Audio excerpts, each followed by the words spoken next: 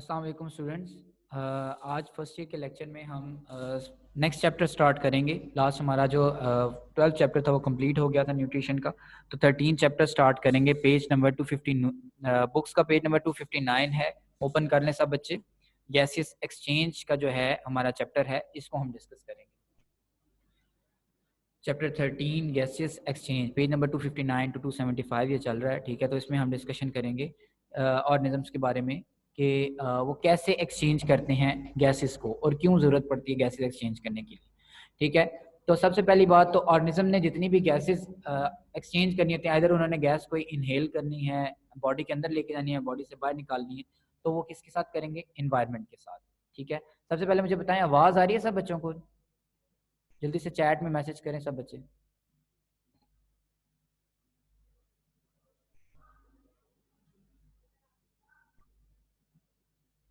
ठीक है, ठीक है, चलें जी।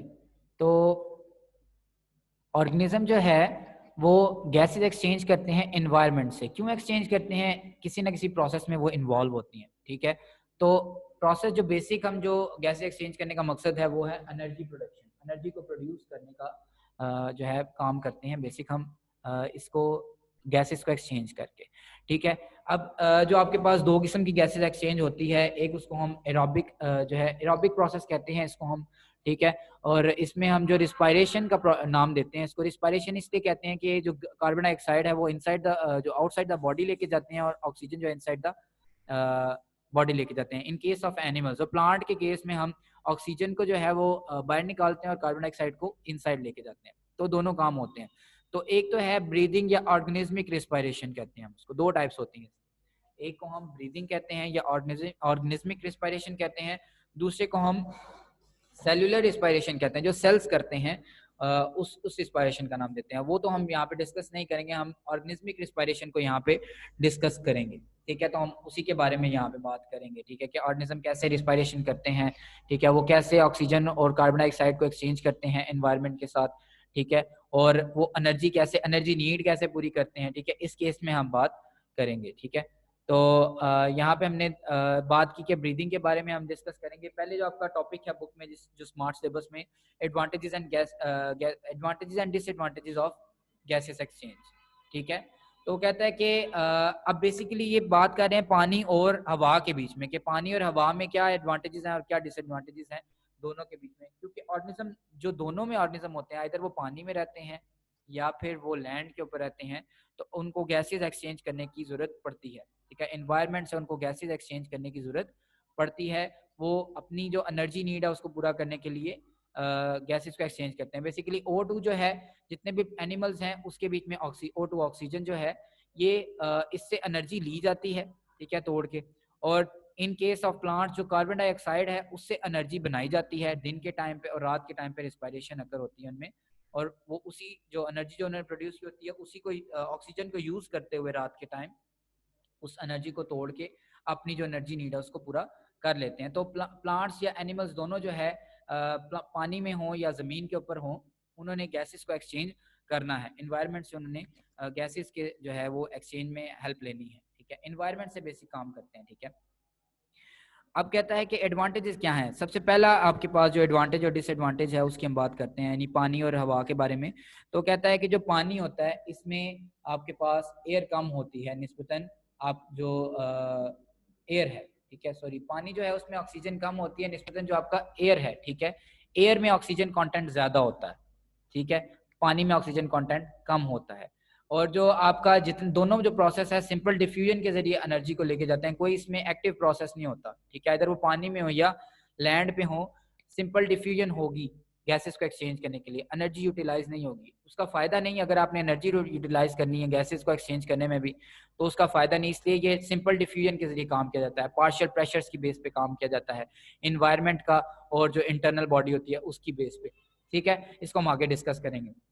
तो कहता है air is respiratory better respiratory medium than water, ठीक है। क्यों? क्योंकि इसके बीच में ज्यादा ऑक्सीजन कंटेंट है, पहली बात, ठीक है। दूसरी बात, जो वेंटिलेशन है वो इजी है।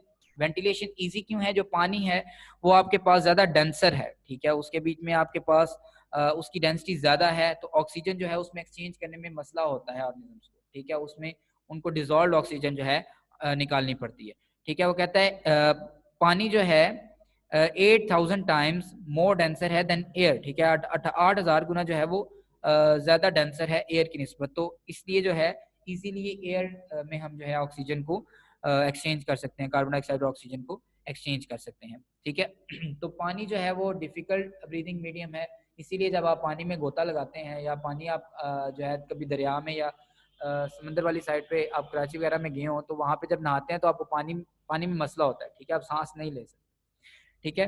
नॉर्मली जो आप इन्वायरमेंट है उसमें हम इजीली सांस लेते हैं, हमें कोई इशू नहीं होता इसमें, ठीक है।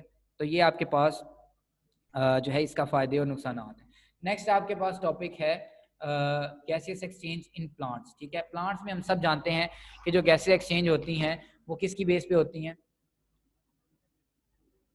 पेज नंबर बच्चे 259 आपको बताया है, 259 अभी 260 के ऊपर प्लांट्स में जो है हम डिस्कस करने लगे हैं।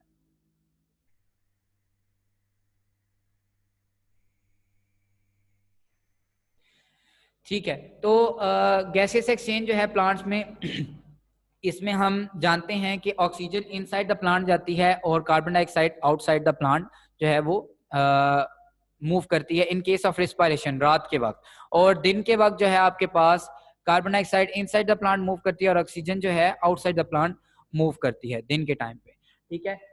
मकसद क्या होता है, एनर्जी प्रोडक्शन मकसद होता है। तो कार्बन डाइऑक्साइड को यूटिलाइज करके हम पिछले चैप्टर में देख के आए ऑटोट्रॉफ्स क्या करते हैं, कार्बन डाइऑक्साइड को यूटिलाइज करते हैं, सूरज की रोशनी लेते हैं और उससे एनर्जी कंटेनिंग मॉलिक्यूल्स प्रोड्यूस करते हैं, ग्लूकोज वगैरह प्रोड्यूस करते हैं, ठीक है। और फिर बाद में उसको जब रिस्पायरेशन का प्रोसेस करते हैं प्लांट्स में रिस्पायरेशन और फोटोसिंथेसिस दोनों होते हैं, जबकि एनिमल्स में सिर्फ रिस्पायरेशन का प्रोसेस होता है, फोटोसिंथेसिस का प्रोसेस नहीं होता, ठीक है।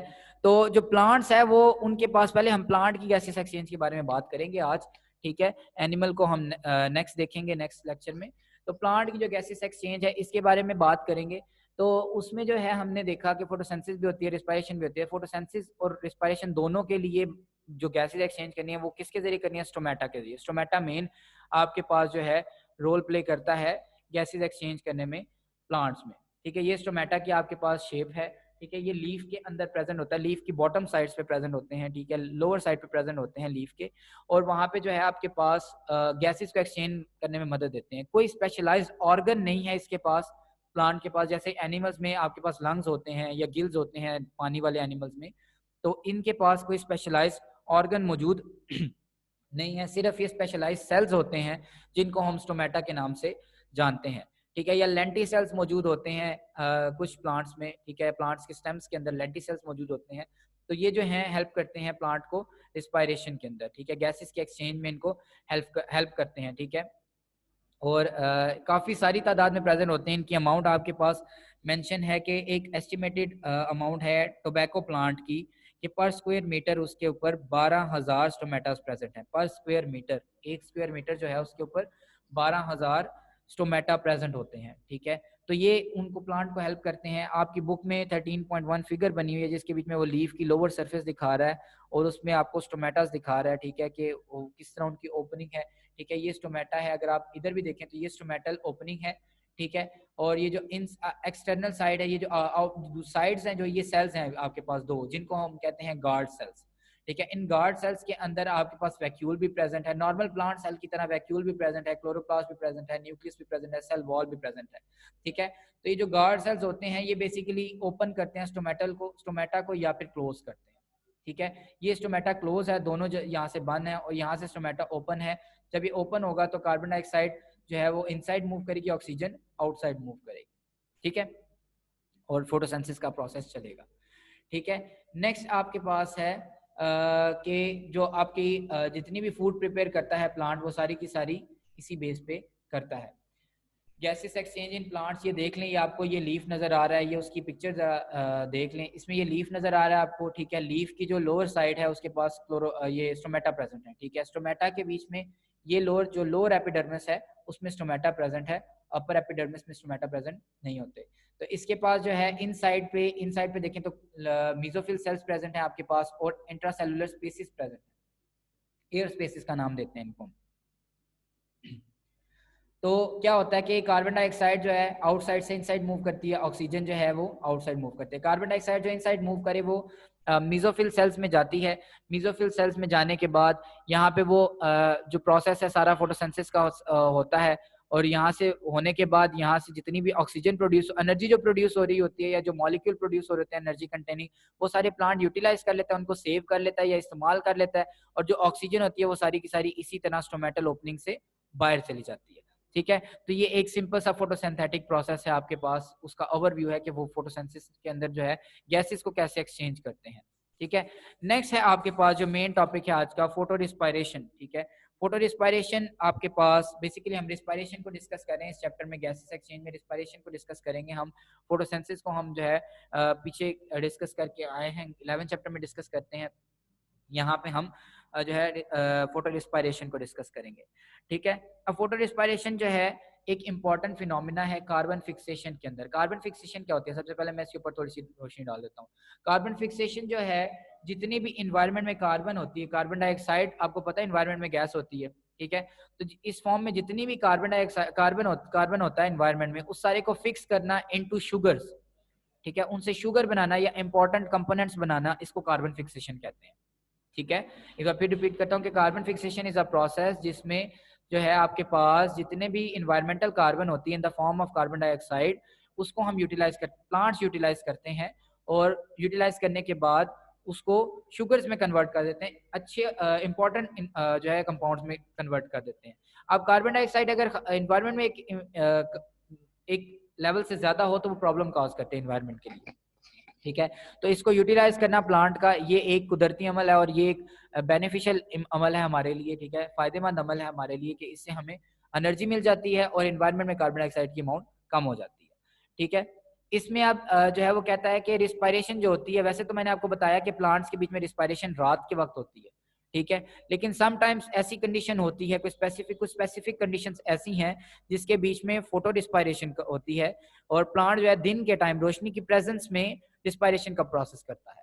ठीक है, ये फिर से रिपीट कर देता हूँ कि वैसे तो रिस्पायरेशन प्लांट्स में रात के टाइम होती है, लेकिन फोटो रिस्पायरेशन ऐसा प्रोसेस है जिसमें प्लांट जो है दिन के टाइम रिस्पायरेशन का प्रोसेस करते हैं, लाइट की प्रेजेंस में रिस्पायरेशन करते हैं।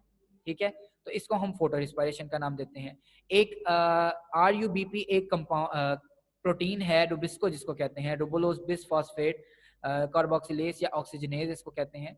तो कहता है कि ये जो है इंपॉर्टेंट प्रोटीन है और इंपॉर्टेंट जो है कार्बन फिक्सिंग मॉलिक्यूल है, और ये इन्वॉल्व होता है इस प्रोसेस में। ठीक है, आइदर वो आपके पास केल्विन साइकिल चल रहा है या फिर आपके पास जो है फोटो रिस्पायरेशन का प्रोसेस चल रहा है, तो ये इसमें इन्वॉल्व होता है। अब ये क्या करता है, ये कार्बन डाइऑक्साइड को भी बाइंड करता है और ऑक्सीजन को भी अपने साथ बाइंड करता है और उससे प्रोसेस कर सकता है। ये बेसिकली जो रुबिस्को मॉलिक्यूल है, इसका काम क्या है, कार्बन फिक्सेशन करना। ठीक है, कार्बन से जो है उसको फिक्स करना, बेसिक ये नॉर्मल कंडीशंस में ये काम करता है। फोटो रिस्पायरेशन में क्या करता है, कार्बन डाइऑक्साइड को बाइंड करने की बजाय ऑक्सीजन को बाइंड करता है। ठीक है, तो फोटो रिस्पायरेशन में प्रोसेस उल्ट होता है, O2 जो है उसको यूटिलाइज किया जा रहा होता है, और जो कार्बन डाइऑक्साइड होती है उसको यूटिलाइज नहीं किया जा रहा होता। ठीक है, इस प्रोसेस के अंदर, फोटो रिस्पायरेशन के अंदर। ठीक है, तो इसका जो मेन हम देख रहे हैं, इसके आपके पास कॉन्सिक्वेंसेस क्या है कि इस दौरान जो है प्लांट उसमें कार्बन फिक्सेशन की बजाय ऑक्सीजन को यूज करके, अभी हमने बताया कि जो कार्बन डाइऑक्साइड है उसको इस्तेमाल करते हैं कार्बन फिक्सेशन के अंदर। यहाँ पे फोटो रिस्पायरेशन में क्या होता है कि जो रुबिस्को मॉलिक्यूल है वो कार्बन डाइऑक्साइड को बाइंड करने की बजाय ऑक्सीजन को लेता है और इससे कार्बन डाइऑक्साइड प्रोड्यूस करवाता है। रुबिस्को ऑक्सीजन को यूज करते हुए कार्बन डाइऑक्साइड मॉलिक्यूल प्रोड्यूस करता है। चूंकि स्टोमेटा जो है वो बंद हो जाता है, ठीक है, स्पेसिफिक कंडीशन की वजह से, इसको हम आगे देखते हैं। तो फोटो रिस्पायरेशन का प्रोसेस, स्टोमेटा बंद हो गया, कार्बन डाइऑक्साइड जो है कम हो गया प्लांट के अंदर, अब प्लांट को कार्बन डाइऑक्साइड चाहिए, तो वो क्या करता है, ऑक्सीजन को लेता है और उससे कार्बन डाइऑक्साइड प्रोड्यूस करता है। ठीक है, कैसे प्रोड्यूस करता है, 3 स्टेप्स होते हैं। ठीक है, ग्लाइकोलेट प्रोडक्शन होता है पहला स्टेप, दूसरा स्टेप होता है ग्लाइसिन प्रोडक्शन, तीसरा स्टेप होता है सेरीन प्रोडक्शन। ठीक है, ये आपके पास पाथवे है जिसमें से हम गुजरते हैं और आपके पास कार्बन डाइऑक्साइड का मॉलिक्यूल प्रोड्यूस करते हैं। ये आपके पास उसकी एक पिक्चर है, इसको देख लेते हैं। सबसे पहले ऑक्सीजन जो है बाइंड होती है रुबुलोज बिस फॉस्फेट से और फॉस्फोग्लाइकोलेट प्रोड्यूस करती है। ठीक है, अब इस फॉस्फोग्लाइकोलेट से जो है, ये जो आपके पास ग्लाइकोलेट का मॉलिक्यूल है, ये कैसे होता है ये देखते हैं। ग्लाइकोलेट है आपके पास किसमें, क्लोरोप्लास्ट में। ठीक है। और यहाँ पे रुबोलोज बिसफॉस्फेट जो है ऑक्सीजन से रिएक्ट करके ग्लाइकोलेट प्रोड्यूस करता है। ये जो ग्लाइकोलेट है इसको परऑक्सीजोम्स के पास भेजा जाता है। परऑक्सीजोम में ऑक्सीजन को यूटिलाइज करते हुए ग्लाइऑक्सिलेट बनाया जाता है और एट द एंड ग्लाइसिन बनाया जाता है। ग्लाइसिन एक अमाइनो एसिड है, ठीक है। तो पहला स्टेप क्या था क्लोरोप्लास्ट के अंदर, जो O2 और रुबोलोज, ये एक जनरल प्रोसेस बताया उसने, ठीक है। ये जो ऊपर वाला प्रोसेस है ये जनरल प्रोसेस है, और ये जो नीचे है ग्लाइकोलेट वाला बेसिक, यहाँ से काम शुरू हो रहा है। जो रुबोलोज बिसफॉस्फेट और ऑक्सीजन है ये दोनों ग्लाइकोलेट बनाते हैं पहले, ठीक है। इस ग्लाइकोलेट को यूज परऑक्सीजोम में भेजा जाता है। परऑक्सीजोम में ग्लाइकोलेट को कन्वर्ट किया जाता है ग्लाइसिन के अंदर। अब ये जो ग्लाइसिन है इसको माइटोकॉन्ड्रिया के अंदर भेज दिया जाता है। यहाँ पे अब ग्लाइसिन के दो मॉलिक्यूल्स को माइटोकॉन्ड्रिया के अंदर भेजा जाता है। यहाँ पे दो ग्लाइसिन के मॉलिक्यूल्स ऑक्सीजन को यूटिलाइज करते जो है ग्लाइसिन के मॉलिक्यूल्स प्रेजेंट होते हैं, ये कार्बन डाइऑक्साइड प्रोड्यूस करवा देते हैं और सीरीन खुद सीरीन में कन्वर्ट हो जाते हैं और यहाँ पे कार्बन डाइऑक्साइड प्रोड्यूस करवा देते हैं। अब ये जो सीरीन है इसको वापस भेजा जाता है क्लोरोप्लास्ट के अंदर और इसको कन्वर्ट करवा लिया जाता है फॉस्फोग्लाइकोलेट में, ठीक है। और एटीपी से एडीपी यूज होती है इस, यानी कि एनर्जी कंज्यूम करने वाला मॉलिक्यूल है। इसको एनर्जी को यूज करते हुए हम जो है ऑक्सीजन से कार्बन डाइऑक्साइड प्रोड्यूस करवा रहे हैं, ठीक है। तो यहाँ पे जो है ये हमने बात की इसके प्रोसेस के बारे में, ठीक है। अब होता क्यों है रिस्पायरेशन, आखिर फोटो रिस्पायरेशन का मकसद क्या है प्लांट में होने का? कहता है जो जब गर्मी होती है ना बहुत ज्यादा, ठीक है, नॉर्मल से ज्यादा गर्मी है, तो प्लांट क्या करता है पानी को बचाने के लिए स्टोमेटा को बंद कर लेता है। जब प्लांट पानी बचाने के लिए स्टोमेटा को क्लोज कर लेता है तो इनसाइड जो है कार्बन डाइऑक्साइड लेवल कम हो जाता है और ऑक्सीजन जो है ज्यादा हो जाती है, ठीक है। अब प्लांट को फोटोसिंथेसिस के प्रोसेस में कार्बन डाइऑक्साइड रिक्वायर है, ठीक है, जिससे वो अपने लिए एनर्जी नीड पूरी करेगा, फूड बनाएगा, ठीक है। तो प्लांट क्या करता है वो उसका ऑक्सीजन को यूज करते हुए एक प्रोसेस शुरू करता है, रुबिस्को को ऑर्डर देता है कि वो ऑक्सीजन के साथ जाके बाइंड करे और कार्बन डाइऑक्साइड प्रोड्यूस करे ताकि उस कार्बन डाइऑक्साइड को यूज करके प्लांट फूड प्रिपेयर कर सके अपने लिए, ठीक है। तो ये प्रोसेस इस वजह से होता है, ठीक है। समझ आ गई बात की कि पानी की कमी जो है पानी को जो है गर्म दिन है पानी ज्यादा जो है निकलता है, मोस्टली ये 50 टेम्परेचर जो है उससे उसके आसपास हो तो फिर ये प्रोसेस स्टार्ट होता है। तो प्लांट क्या करता है पानी को कंजर्व करने के लिए, पानी को सेव करने के लिए स्टोमेटा को बंद कर लेता है, क्योंकि जब स्टोमेटा ओपन होता है तो सिर्फ गैसीय एक्सचेंज नहीं होती, पानी भी बाहर जाता है उसके जरिए से ट्रांसपीरेशन की प्रोसेस में। तो प्लांट क्या करता है कि स्टोमेटा को बंद करता है, अब उसमें जो कार्बन डाइऑक्साइड होती है वो कम हो जाती है और ऑक्सीजन जो है वो ज्यादा हो जाती है। फिर प्लांट रुबिस्को को कहता है कि आप ऑक्सीजन के पास चले जाओ और इसके साथ जो है प्रोसेस करके कार्बन डाइऑक्साइड प्रोड्यूस करो, उसको हम यूज करके अपने लिए एनर्जी प्रोड्यूस करेंगे। इस प्रोसेस के अंदर प्लांट ग्रो तो करता रहता है लेकिन इसकी ग्रोथ इतनी ज्यादा नहीं होती, ठीक है, इसकी कम हो जाती है ग्रोथ, लेकिन ग्रोथ जो है इसकी होती रहती है, ठीक है। ये दो प्रोसेसेस हैं आपके पास। नॉर्मल कंडीशन में जो है कार्बन डाइऑक्साइड को लेके उससे रुबोलोज बिसफॉस्फेट प्रोड्यूस किया जाता है, ठीक है, यानी फॉस्फोग्लिसरेट प्रोड्यूस किया जाता है और इस दौरान शुगर प्रोड्यूस की जाती है। ये नॉर्मल कैल्विन साइकिल है, कैल्विन बेंसन साइकिल। लेकिन जब इस किस्म की कंडीशन आती है तो फोटो रिस्पायरेशन का प्रोसेस स्टार्ट हो जाता है, जिसमें रुबोलोज बिसफॉस्फेट जो है रुबिस्को जो है वो ऑक्सीजन को बाइंड करता है और कार्बन डाइऑक्साइड प्रोड्यूस करता है और फॉस्फोग्लिसरल्डिहाइड प्रोड्यूस करता है, ठीक है। ठीक है, तो ये दोनों जो प्रोसेस हैं एक दूसरे के उल्ट हैं, रिवर्स हैं एक दूसरे से। इसमें कार्बन डाइऑक्साइड को यूज करके शुगर प्रिपेयर कर रहा है, इसमें ऑक्सीजन को यूज करके कार्बन डाइऑक्साइड प्रिपेयर की जा रही है, ठीक है। तो ये जो है आपके पास फोटो रिस्पायरेशन का प्रोसेस है, ये क्यों होता है हमने इसकी भी बात कर ली, ठीक है, ये कैसे होता है हमने इसकी भी बात कर ली है, ठीक है। एक दफा मैं आपको ओवरव्यू देता हूँ पूरे जो आज का टॉपिक है जो हमने आज डिस्कशन की है इसके बारे में हम इसका ओवरव्यू देख लेते हैं, ठीक है। सबसे पहले हमने डिस्कस किया था कि जो आपका एनवायरनमेंट है उसमें गैसेस एक्सचेंज होता है, ठीक है। प्लांट्स और एनिमल्स दोनों जो है गैसेस एक्सचेंज करते हैं एनर्जी नीड के लिए, एनर्जी नीड पूरी करने के लिए, ठीक है। हमने दो किस्म की देखी है, ब्रीदिंग या ऑर्गेनिज्मिक रिस्पायरेशन, और दूसरी देखी थी सेलुलर रिस्पायरेशन। सेलुलर रिस्पायरेशन में आपके पास जो है आती है क्रब साइकिल आता है, ग्लाइकोलिसिस आता है, वो प्रोसेस 11 चैप्टर के अंदर है, ठीक है। यहाँ पे हम डिस्कस कर रहे हैं ब्रीदिंग या ऑर्गेनिज्मिक रिस्पायरेशन को, ठीक है। तो हम इसके बारे में बात करेंगे की है हमने।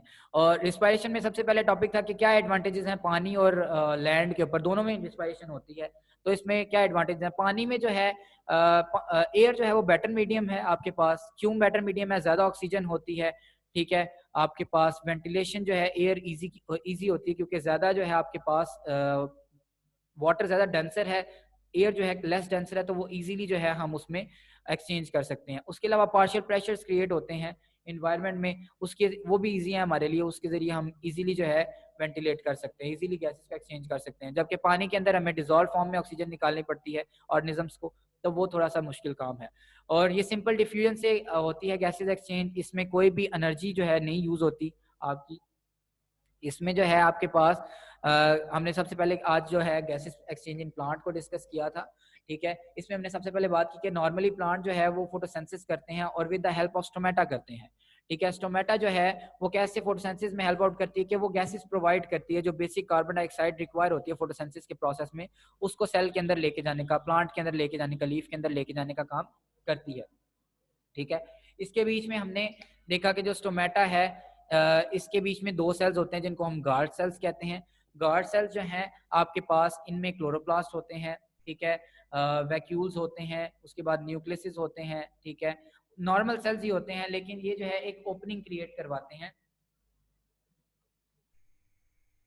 एक ओपनिंग क्रिएट करवाते हैं। इस ओपनिंग के जरिए से जो गैसेस हैं वो एक्सचेंज हो सकती हैं, ठीक है। कौन सी गैसेस? कार्बन डाइऑक्साइड और ऑक्सीजन। नॉर्मल कंडीशन में फोटोसिंथेसिस के केस में हम कहते हैं कि कार्बन डाइऑक्साइड जो है उसको प्लांट इनसाइड लेके जाते हैं और ऑक्सीजन को जो है वो आउटसाइड निकाल दिया जाता है। और कार्बन डाइऑक्साइड और पानी को यूज करते हैं लाइट की प्रेजेंस में और क्लोरोफिल की प्रेजेंस में, और एनर्जी जो है वो प्रोड्यूस की जाती है। इसके बाद कहता है जो आपका एटमॉस्फेयर है वो मेन सोर्स है। इससे ये कैसे एक्सचेंज होती है? ये पत्ते की जो जो लीफ है इसकी लोअर साइड पे स्टोमेटा प्रेजेंट होता है, ठीक है। इस स्टोमेटा के अंदर जो है इस स्टोमेटा जो हेल्प आउट करता है, कार्बन डाइऑक्साइड को इनसाइड लेके जाता है और ऑक्सीजन को बाहर लेके आता है। कार्बन डाइऑक्साइड को इनसाइड एयर स्पेसिस जो मौजूद है उसमें लेके जाता है, वहां से कार्बन डाइऑक्साइड मीजोफिल सेल्स के अंदर मूव कर जाता है। मीजोफिल सेल्स के अंदर फोटोसिंथेसिस का प्रोसेस होता है जिसमें शुगर्स प्रोड्यूस होती हैं और उसके अलावा ऑक्सीजन प्रोड्यूस होती है। ऑक्सीजन एक बाय प्रोडक्ट है, इसको एयर स्पेसिस में निकाल दिया जाता है और यहाँ से ऑक्सीजन को दोबारा स्टोमेटा के जरिए एनवायरनमेंट में भेज दिया जाता है। इसके साथ साथ पानी भी जो है वो ट्रांसपिरेशन के प्रोसेस में स्टोमेटा से बाहर जाता है। अब फोटो रिस्पायरेशन जो है इसके बीच में हमने पहले देखा कार्बन फिक्सेशन क्या चीज होती है। कार्बन फिक्सेशन जो एनवायरनमेंट में कार्बन की अमाउंट है उसको फिक्स करना इनटू एनर्जी कंटेनिंग कंपाउंड्स, उसको हम कार्बन फिक्सेशन कहते हैं। लाइट की प्रेजेंस में प्रोसेस होता है। हमने कहा कि प्लांट रिस्पायरेशन करते हैं रात के वक्त करते हैं, नॉर्मली ये हर सारे जो प्लांट्स हैं वो रात के वक्त रिस्पायरेशन करते हैं।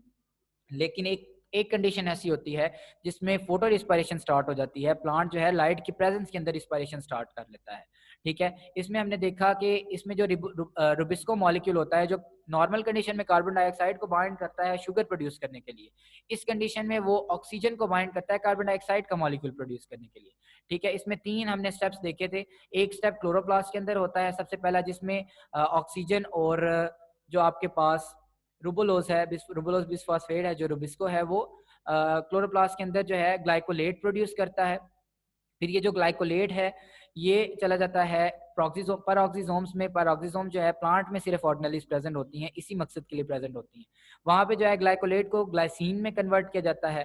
ग्लाइसिन एक अमाइनो एसिड है। ये जो ग्लाइसिन के दो मॉलिक्यूल हैं ये पे चले जाते हैं माइटोकॉन्ड्रिया में और वहाँ पे ये सेरीन में जो है कन्वर्ट हो जाते हैं। ये भी एक अमाइनो एसिड है, ठीक है। तो ये जो आपके पास अमाइनो एसिड्स हैं, ठीक है, इनके ये जो है आपके इस प्रोसेस के दौरान जो तीसरा प्रोसेस है इसके दौरान आप कार्बन डाइऑक्साइड भी प्रोड्यूस करते हैं, ठीक है। और यहाँ से जो कार्बन डाइऑक्साइड है इसको यूटिलाइज करके फोटोसिंथेसिस का प्रोसेस किया जा सकता है। ये अब जो केल्विन बेंसन साइकिल है ये उल्ट है आपका नॉर्मल जो फोटो रिस्पायरेशन जो है ये उल्ट है आपकी केल्विन बेंसन साइकिल से जो नॉर्मली अकर होता है, ठीक है, प्लांट के बीच में।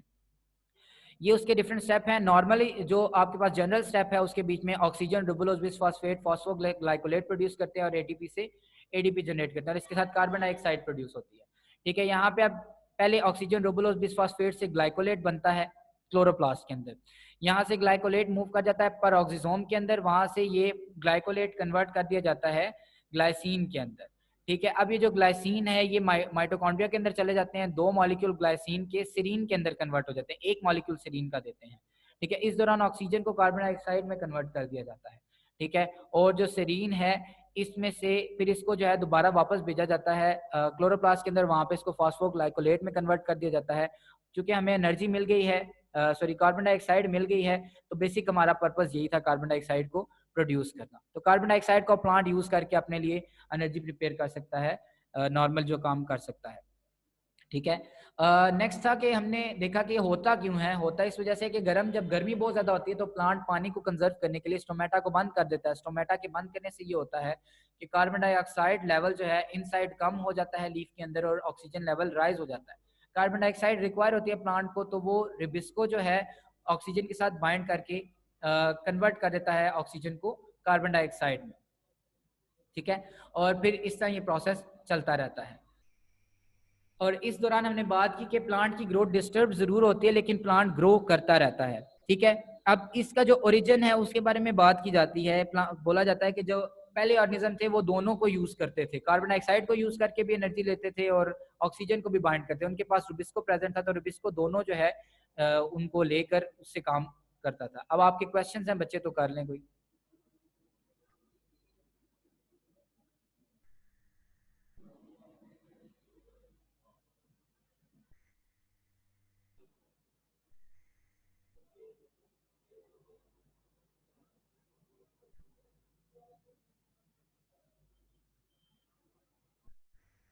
जी बच्चे, जो रिस्पायरेशन का प्रोसेस होता है उसमें एटीपी यूज होती है। हाँ जी, क्या क्वेश्चन बच्चे, क्वेश्चन करें ना।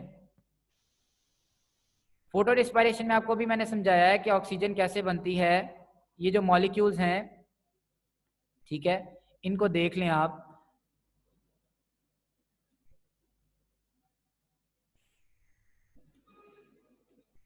ऑक्सीजन और रूबुलोज बिसफॉस्फेट जो है ये दोनों बाइंड करते हैं, ठीक है, उससे ग्लाइकोलेट का मॉलिक्यूल बनता है। ठीक है, जो ग्लाइकोलेट है इससे आपके पास ग्लाइसिन बनता है। ग्लाइसिन 2 कार्बन वाला मॉलिक्यूल है और इसको जो है इससे सेरीन प्रोड्यूस किया जाता है। सेरीन जो है फर्दर जब सेरीन प्रोड्यूस होता है इस दौरान एक कार्बन बच जाता है। ये 2 कार्बन वाले कंपाउंड है, ये 3 कार्बन वाला कंपाउंड है जो है मॉलिक्यूल है सेरीन जो है, इसमें से एक कार्बन जो है वो फिक्स कर दिया जाता है ऑक्सीजन के साथ और इस तरह कार्बन डाइऑक्साइड प्रोड्यूस की जाती है।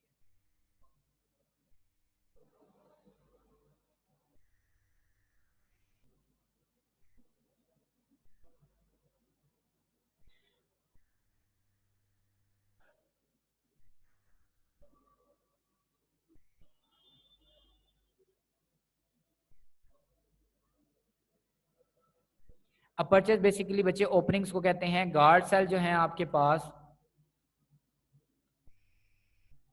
ये आपके पास गार्ड सेल्स हैं। ठीक है, जो सेल्स ओपनिंग को बंद करने में या खोलने का काम करते हैं। ठीक है, इसमें आपको मैंने पिक्चर दिखाई है वाली। ठीक है, ये जो पिक्चर आप देख रहे हैं इसके बीच में देखें ये ओपनिंग है, स्टोमेटा है, इसको स्टोमेटल ओपनिंग कहते हैं। ठीक है, अपर्चर जिसको कह रहा है वो। और यहाँ पे ये जो साइड वाला हिस्सा है ये गार्ड सेल्स है। ये दोनों सेल्स हैं, ये ओपन या क्लोज, बाकी सेल्स भी तो हैं लेकिन ये ओपन या क्लोज नहीं होते, सिर्फ यही वाला सेल ओपन या क्लोज होता है और इसको स्टोमेटा का नाम देते हैं। ठीक है, लीफ येलो क्यों होता है? लीफ येलो इसलिए होता है क्योंकि उसमें क्लोरोफिल कम हो जाता है। ठीक है, उसमें जो है क्लोरोफिल की कमी की वजह से लीफ येलो होता है।